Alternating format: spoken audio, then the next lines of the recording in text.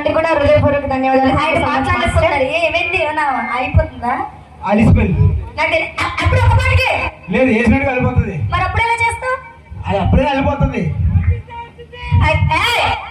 ఏం మాట్లాడుతున్నారు మీరు? మనోడు ఏమనంటే ఏమన్నాడు? వేసినట్టు వెళ్ళిపోతుంది, చూసినట్టు కూపోతుంది. మాకు మాత్రం అడుగు రాదు. నిజమే, వాస్తవమే. నీకు రాదని నువ్వు పడుకుంటా.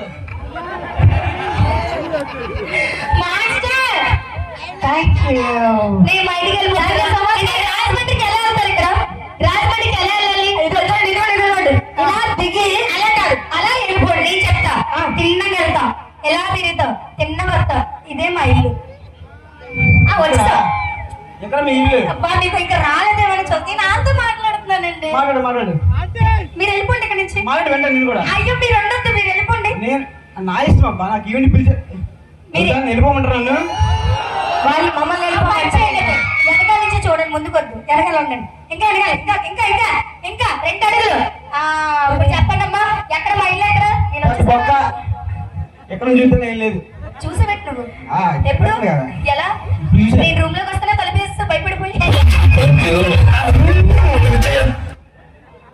కారు కూడా నేను ఉన్నానండి, కారు కూడా ఎక్కలేదు.